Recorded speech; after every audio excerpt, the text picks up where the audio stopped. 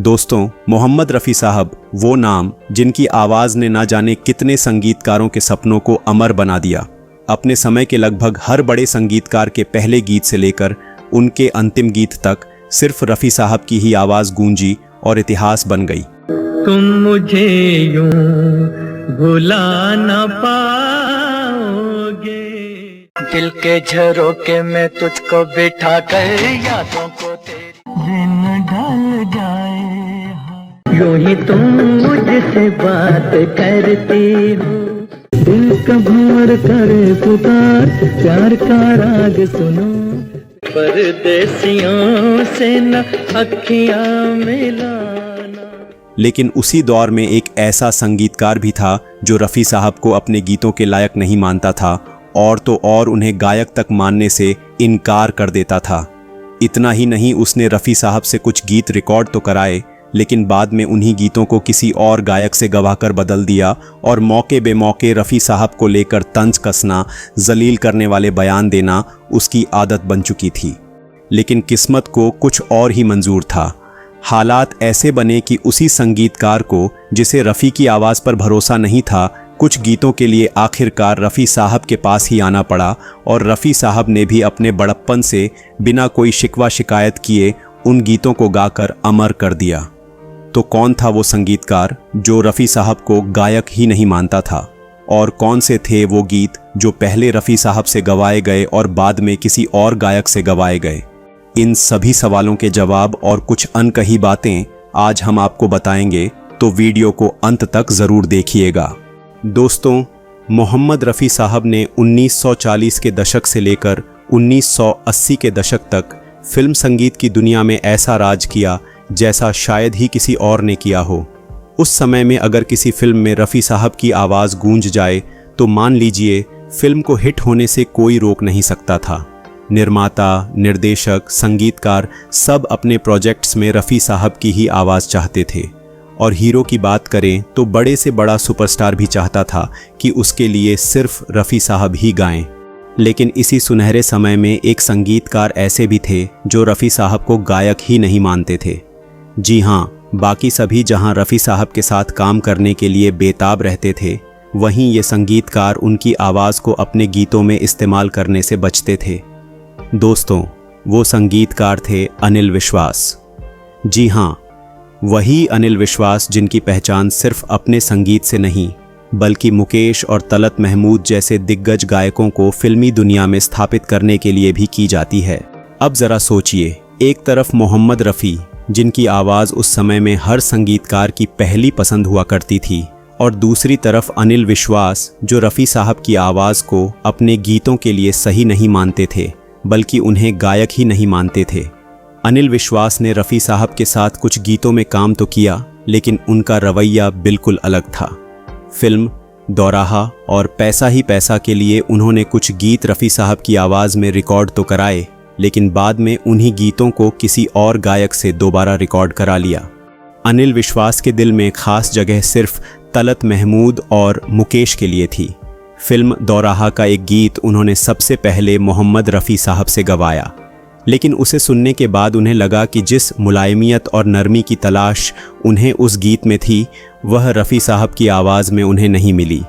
यही वजह थी कि उन्होंने गीत दिल में बसा के मीत बना के और तेरा ख्याल दिल से भुलाया नहीं अभी को रफ़ी की जगह तलत महमूद की आवाज़ में दोबारा रिकॉर्ड कराया। दिल में बसा के मीत बना के भूल न जाना प्रीत पुरानी, तेरा ख्याल दिल से मिटाया नहीं कभी।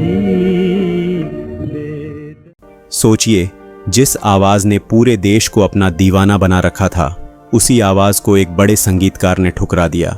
ये बात अपने आप में चौंकाने वाली थी।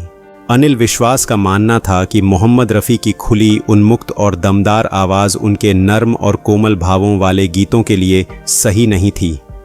इसी सोच के चलते उन्होंने साल 1951 में रिलीज़ हुई दिलीप कुमार की फिल्म तराना के लिए रफ़ी साहब को मौका ही नहीं दिया और उनकी जगह तलत महमूद को चुना।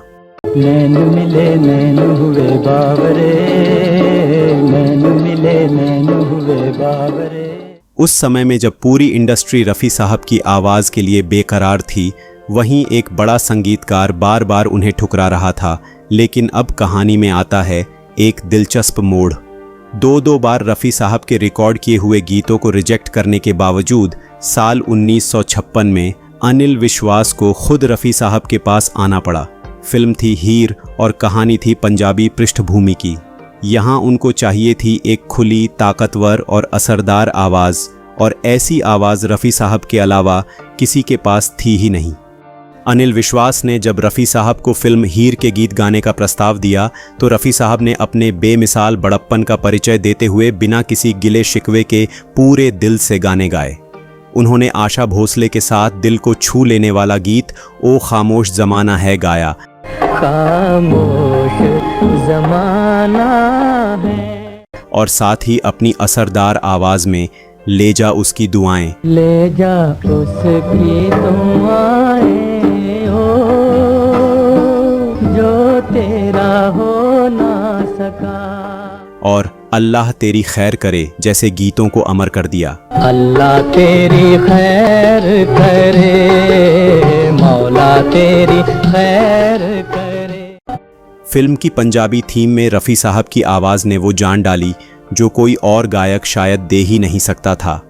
कह सकते हैं इस मोड़ पर खुद अनिल विश्वास को भी यह मानना पड़ा कि कुछ गीत ऐसे हैं जो सिर्फ रफ़ी साहब ही गा सकते हैं। दोस्तों, किस्मत ने एक बार फिर दोनों को आमने सामने ला खड़ा किया।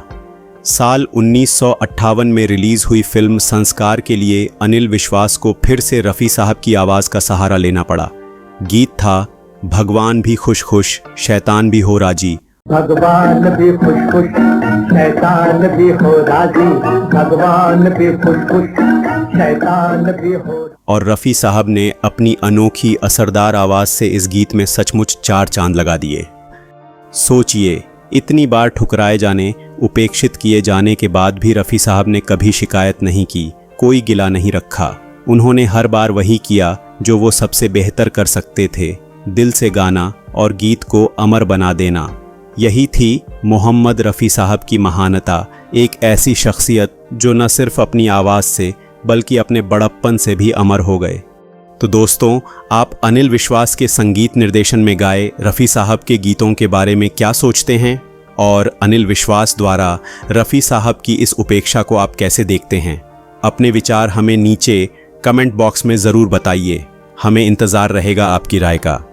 अगर आपको ये वीडियो पसंद आया हो तो इस वीडियो को लाइक करें, इसे अपने दोस्तों के साथ शेयर करें और इस चैनल को सब्सक्राइब ज़रूर करें।